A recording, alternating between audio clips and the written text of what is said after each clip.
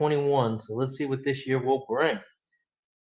First, I just hopping on here to check out some news, and I feel like I felt like sharing it with everybody out there. So let's check it out. First thing I popped up was Bittrex to delist privacy coins, Monero Dash and Zcash. So it looks like they are going after some of these privacy coins here. Monero Dash Zcash. Now I know Litecoin is implementing Mimblewimble, which is a privacy feature. So it'll be interesting to see how that goes over. Hopefully it goes over well, and we don't see anything like this, Litecoin in any article like this. But because Litecoin is great for transactions and everyday use, POS devices, etc. So it says Bittrex announced Friday it will be delisting Monero, Zcash, and Dash, continuing a trend of privacy coins being delisted by cryptocurrency exchanges. And this is brought to you by CoinDesk. I am not taking their, I'm not trying to take their fire. Thank you to them for putting out this article. In a release, the exchange said the coins market will be removed on Friday, January 15th at 2300 UTC, Universal Time. While Bittrex gave no reason for the removals, exchanges around the world have been moving to delist coins that seek to preserve the privacy of their users as a way to be compliant with KYC, know your customer, and anti-money laundering regulations that are spreading around the world. For instance, the U.S. Secret Service has urged Congress to create ways to limit the use of privacy-focused cryptocurrencies. This is going to be an interesting. It'll be interesting to see what happens with this. If there are any other coins or what. There are a few I know of that have great. They're great, but let's see what happens. So that's number one. Number two was, where's it at?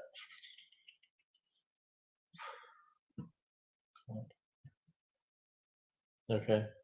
NFT art sales, non-fungible token, art sales reached all-time high of $8.2 million. That's US dollars in December, the month that we just exited out of. The total trading volume of non-fungible token artwork hit an all-time high of 8.2 million in December 2020, according to cryptocurrency art analytics platform CryptoArt.io. With the lights turned off in the museums and galleries due to the coronavirus pandemic, sales of physical art plunged in 2020, but sales of NFT-based art have taken off, reaching an all-time high in December, according to CryptoArt.io data. Again, this is brought to you by CoinDesk. That makes sense. If you think about it, we all know anything that has been in a physical form that could go digital has pretty much done it for the most part. And blockchain technology and cryptocurrencies have had a big part in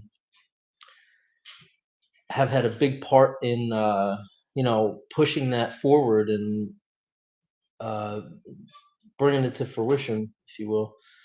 Token-based art sales hit 8.2 million in December compared to 2.6 million in November. So in 1 month, we went from $2.6 million in NFT art sales to 8.2 million in December.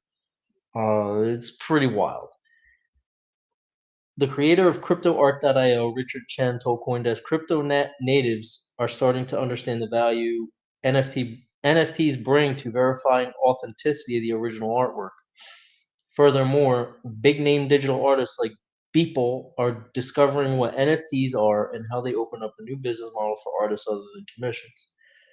CryptoArt.io tracks numerous digital art marketplaces such as Async Art, Known Origin Maker's Place, Super Rare, and Nifty Gateway, which was acquired by Tyler and Cameron Winklevoss in 2019. So even the Winklevoss can see where the NFTs are going. Most NFT purchases are made using either Ethereum or Ethereum-based stablecoins, but some platforms such as Nifty Gateway and Maker's Place accept credit card payments as well, said Chen. They did not list Wax in here. That's a huge platform, Wax.io. what is it? Atomic.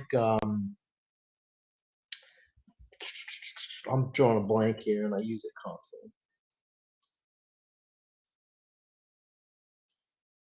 The Atomic Marketplace. So if you go to wax.io, you'll see exactly what I'm talking about. Atomic Hub, atomichub.io. Um, with a Wax wallet, if you go to atomichub.io, you can buy, sell, whatever you want to do with non-fungible tokens using Wax and or I believe Ethereum too on there, but mostly it's basically for Wax. So they didn't list that, but that is another one. More and more artists are now presenting their work in online showrooms, and NFT-based art seem to see increased interest. So, they like I said, they did not list atomichub.io, but I mean that is huge from blockchain heroes to um, Go Pepe. There's so many different artists out there. It's wild. So I mean, just to see that we went from 2.6 million to 8.2 million in a month, it's it's pretty crazy. It's pretty crazy for NFTs, non-fungible tokens. And art is not the only thing that can be done with NFTs. You can, I mean, they have eventually a lot of people have been talking about it. Ken Bozak, I know, talks about it a lot. Who else talked about it? There's a lot. A couple different people. Coupons, they'll be great for usage with small businesses and coupons. That is something that Bozak had said mentioned. That makes a lot of sense. Also, kind of a step to the side, if you think about DeFi, you also have mortgages and stuff like that that are going to eventually be on the blockchain. Purchases with vehicles, stuff like that. So imagine having your car title as an NFT on the blockchain in your wallet. It's yours, you own it, you have the private keys to that wallet. There you go. Now you don't have a piece of paper that you have to, um, stick in your safe or whatever. And then again, if you do have that physical copy, but something happens to it, it's very difficult to get another one, from my understanding. I mean, personally, I wouldn't even. I mean, you would obviously go to whoever you got the vehicle from, but I can't see it being an easy task. So why wouldn't you, clip a picture of it and make it into an NFT and just store it safely with your private key in a private wallet, and take that physical copy and lock it up wherever you lock up your anything that's important to you like that. All right, what else do we have in the news?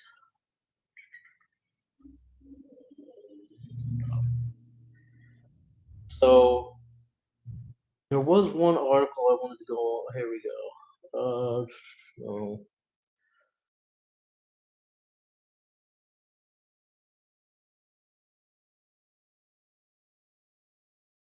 there was one other article.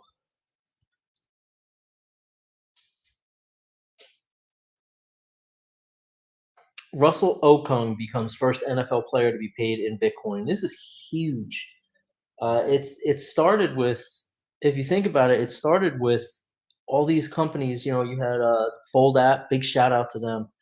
The Fold app coming out with they came out with their card, their debit/credit card that you fund it, and every time you swipe, you get a chance to spin the wheel and to win a certain amount of rewards back in.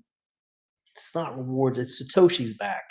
So normally, credit cards is, oh yeah, you get rewards back, or even like a lot of banks have a debit. A lot of banks have a way to save program where you swipe your card and then keep the change and it transfers into your bank account, right? So why not do that with something like Bitcoin? And that's basically, in a sense, what Fold app has done is when you swipe your card, you get a chance to spin the wheel. You win a certain amount of Satoshis. When you spin that wheel, all the way up to 1 Bitcoin is possible to win a full Bitcoin from swiping your card. So you get your Satoshis, and that's it. So that would be your, it's reward back. So it started with things like that. And Crypto.com, where they have their card and they have their it's called CRO, CRO. So every time you swipe your card, you get a certain percentage back, depending on which card you have with them, to receive a certain percentage back in CRO, the cryptocom currency, basically cryptocurrency. And then from there, you can do what you want with it. You can hold it, trade it, do whatever you want with it. But so shout out to those two companies. But as we saw that happen in 2020, now we come to the end of 2020 here, and on December 29th, this article was released at 9 a.m. EST. Panthers Russell Okung becomes first NFL player to be paid in Bitcoin. Now, I believe it was half of his salary would be paid to him in Bitcoin. So he said, "Pay me in Bitcoin." Has come true for National Football NFL player Russell Okung. Some 20 months and a 273% price increase after he first tweeted that demand in May 2019. Okung will be the first player from any major U.S. sports league to be paid in Bitcoin.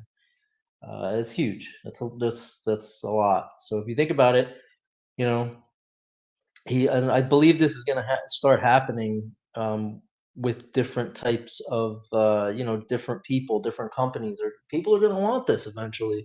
A lot of people out there. I know I wouldn't mind having a certain percentage of my income paid in Bitcoin, and then this way it's just put it to the side. That's it.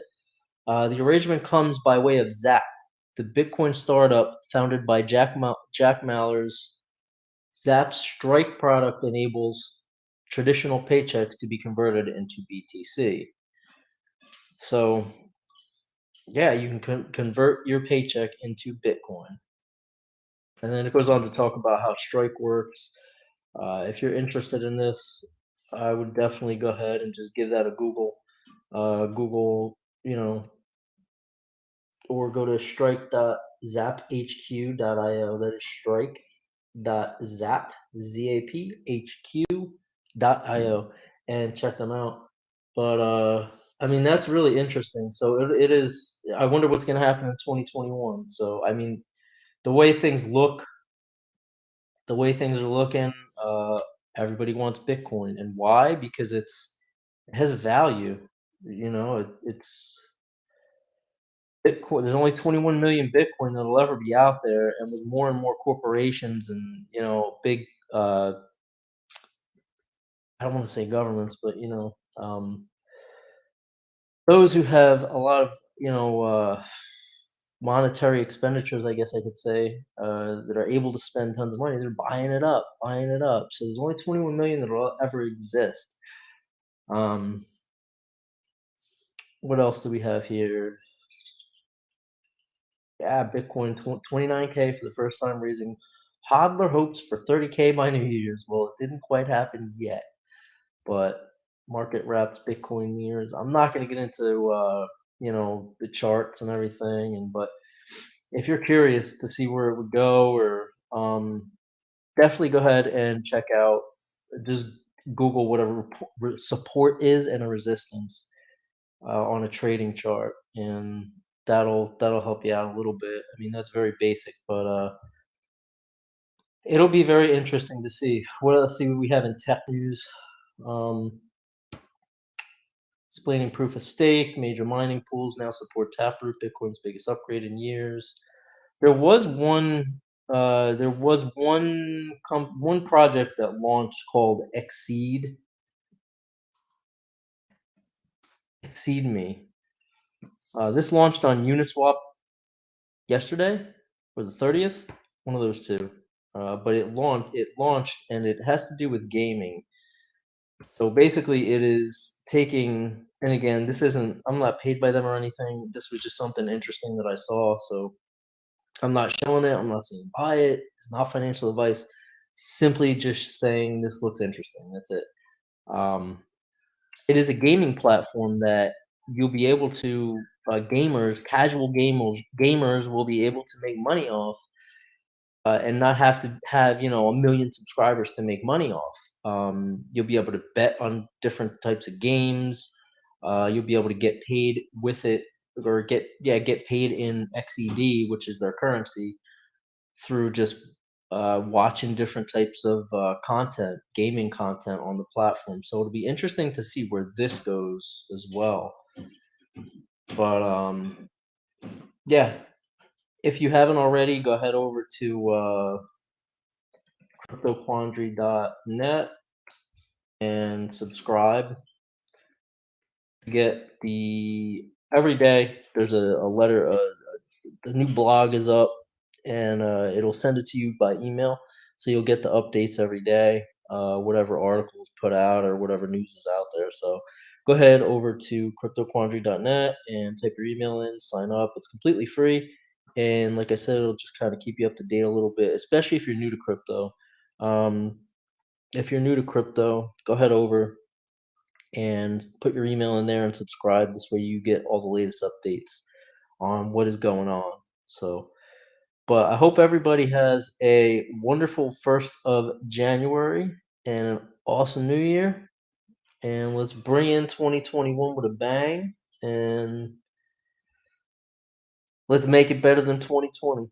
Let's get it. All right, everybody. I hope you had a wonderful day.